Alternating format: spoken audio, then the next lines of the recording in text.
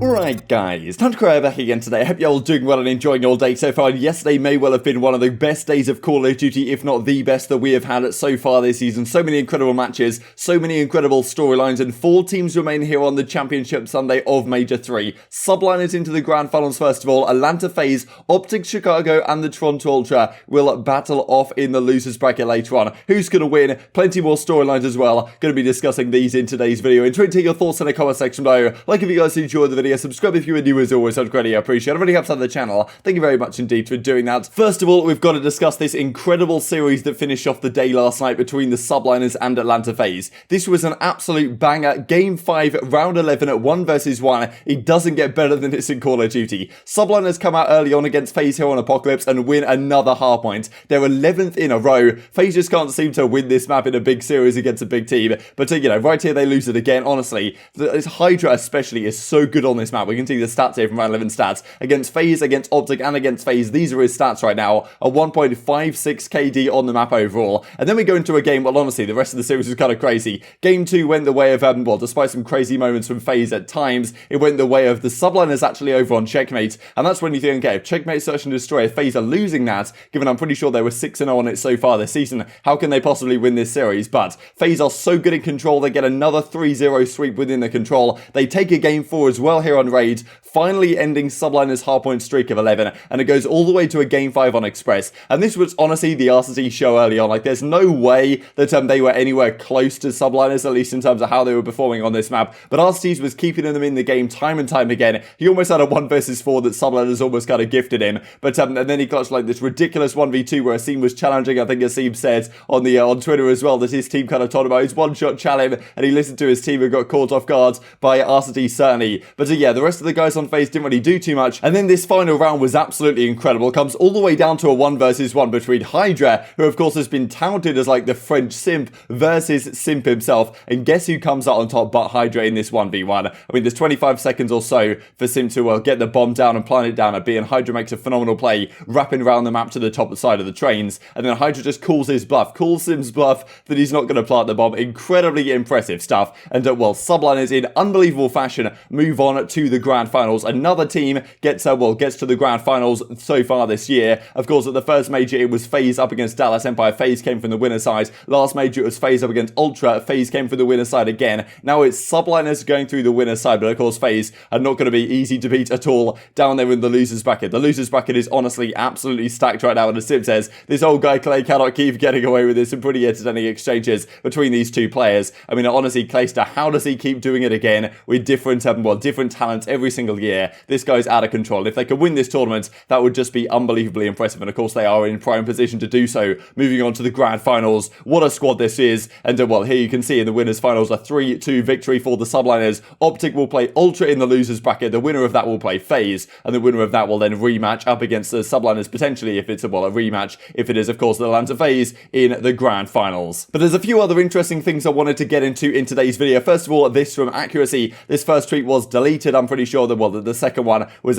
still up at the present time. But 10 years of hard work could evaporate over 1 month of fasted online gameplay. Worst month of my whole career could not have come at a worse time, says Accuracy. Both of these tweets kind of implying that maybe he's no longer on that Minnesota Rokkr starting team. Of course, we'll see exactly what happens in the coming days if some of these squads do decide to make some roster changes. Of course, Ramadan is, far from easy for Accuracy and Asim especially. Playing Call of Duty day in and day out with no food and water during the day is honestly incredible. I don't know how these guys manage that. But at the end of the day, it's not just been this last month which has been difficult for Accuracy. Yes, this last month he obviously hasn't had the greatest performances, but at least statistically the entire season Accuracy's probably been the weakest link on their team. So, you know, it's kind of interesting to see. We discussed it yesterday in some detail. It seems to be the change that most pros are expecting right now, if a change is going to be made on this squad. And clearly coming top 10 at this tournament, something probably does need to switch up. But speaking of, something potentially needing to switch up, or maybe not, but of course they did switch something up before this tournament, was Los Angeles Thieves. They lose this tournament, losing a 1-3 to the Toronto Ultra. Of course, losing to Ultra, there's nothing too shameful in that on paper, but the fashion which they lost to Ultra is like, okay, hang on a second here, lads. What is exactly going on with Los Angeles Thieves? And, well, Kenny did have a very interesting few words to say on the timeline after their match with regard to, some of the issues that he was having during the series and some of the frustrations that he has certainly been having. We talked about Crimsix's frustrations last night.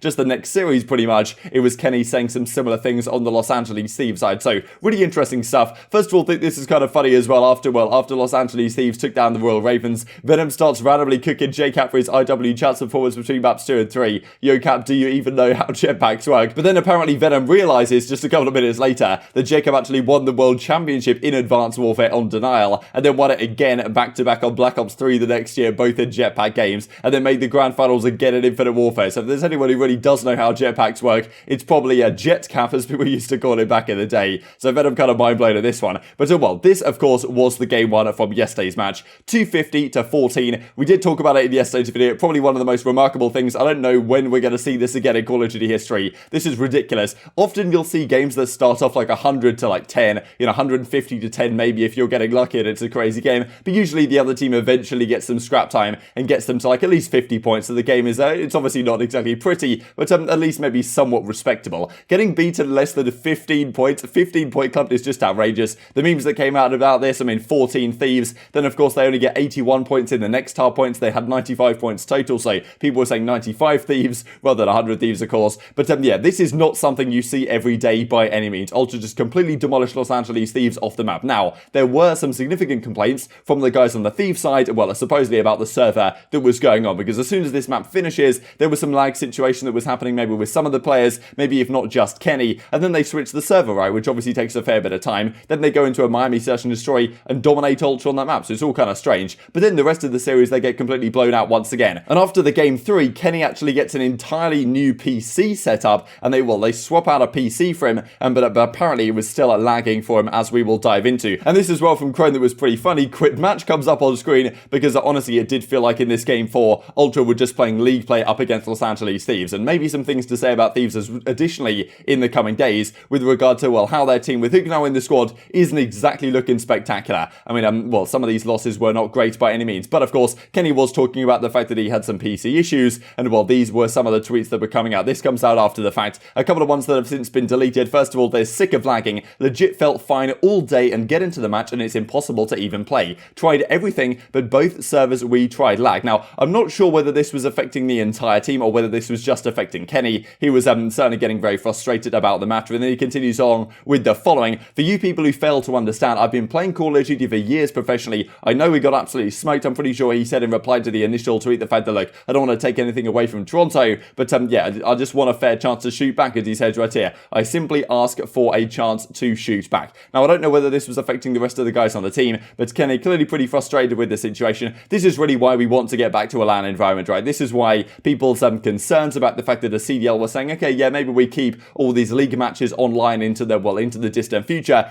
is a bit of a concern, because you get issues like this that, crop up from time to time. Now, even if Kenny's PC was absolutely fine, and even if the server issues were absolutely fine, I'm not really sure what's going on there, but understandable frustrations. Would they have won this series against Toronto playing like that? I think that was obviously a pretty tall task indeed. And well, as Kenny says in reply right here, I told the ref in the first round of the Search and Destroy I was still lagging. So even in that game 2 where they won pretty convincingly, apparently there were still issues going on from Kenny's side. Not sure what's going on there, but certainly some strange stuff regardless. So unfortunate for Kenny, and there's been a lot of complaints about the technical difficulties that we have seen at these last couple of days in the CDL. But at the end of the day, I think Toronto Ultra were the greater team, and questions really raised about Los Angeles Thieves and the fact that, okay, yes, Huke's now in the squad, but they've been looking, if anything, worse than they did when TJ was in the lineup. And I just thought I'd point this out as well from King Petty, that being OpTic Formal. You can see his likes as of late. The last 2 likes he has had have both been against Kylo Ken, because of course Kenny said a couple of days ago now on the Los Angeles Thieves pre-show that Formal was the worst player on OpTic, and pretty much everyone in the pro scene would agree with him on that. And Formal's kind of been taking it out in a little bit of a sly way here on the timeline behind the scenes. So a couple of further reactions from the Los Angeles Thieves guys, as Drazah says, down horrendous out of the tourney. And this from Venom as well. Don't think a match has ever affected me this much. People don't understand how mentally draining this all can be. That's certainly true. I can't imagine, honestly, like if I was a pro player and I've just lost a series, I'm just putting Twitter away. I'm getting off the timeline. I'm not even bothering with it. It's certainly not going to be good for your mental by any means. Let's discuss then the matches that are coming up today. This is kind of funny actually, because Hex and OpTic always have these kind of superstitious things going on where Hex has to stand outside the Hex quarters, outside that little doorway right there, because apparently otherwise when he stands inside they lose. I think that when they played against LAG, he left for like a call or something, and then they actually started winning, so they're pretty convinced that that's the reason why. And that this is of course after, well, Dashy clutches that incredible 1 versus 3 in the final round, 1 versus 3 ace of course, up against the Florida Mutineers. they win another round 11 here in the tournament so far. All 3 of their round 11 Search and Destroys have gone the way of OpTic so far. So if they can keep that up, they obviously stand a chance against Toronto, but it's going to be very tough because so far they've played up against Dallas, they've played up against Los Angeles Guerrillas, of course, first. They've played up against Florida Mutineers. Not teams that are quite of the caliber as the Toronto Ultra. This is going to be far from an easy series, of course, for the OpTic guys, but, you know, they can do it. There's a percentage chance that they can do it, but I think Ultra are probably here too strong. Last tournament, they did a very similar thing, did Ultra. They lost in the second round of winners bracket. They go down to losers. They win one match on, I'm pretty sure, the Saturday night last major, and then they won every single match, of course, on the championship Sunday. So, yes, the momentum is there for OpTic, but the momentum was there very similarly for Toronto Ultra last major in a very similar situation. So, I wouldn't be surprised if Ultra come out absolutely swinging in this series. That is the concern for OpTic in a way that, you know, you need to win at least one of these hard points. The problem is also that Ultra are 12-0 in their last 12 controls, so they haven't lost a control in 12 maps. And if you're OpTic and you can't win the control against them, it's just going to be a tough series, right? Because if you lose the control and you're OpTic against Ultra, then I can't see OpTic winning both hard points. I can't see OpTic winning both Search and Destroys, which probably means that Ultra should be favourites in this series. But who really knows what's going to happen here? The losers bracket is always chaos. OpTic have made a great run so far. If Dashy keeps on playing as he has been playing, you know, Ultra, of course, are beatable. They were beaten by FaZe early on, but the level of Call of Duty they are playing right now is going to be far from easy to beat by any means. And if OpTic even do win that, I mean, whoever wins it, they're going to be playing against Atlanta FaZe. Of course, FaZe beat Ultra right at the start of this tournament. Then OpTic played FaZe just the other day on the Atlanta server, which wasn't so good for them when they also weren't looking particularly good in addition to having the server issues. So whatever this losers finals match is, I'm pretty sure it's going to be a banger. FaZe versus Ultra would be incredible. If OpTic can make the run back again to see how they can fare up against FaZe this time, that'll be remarkable. But then, of course, the winner of all of that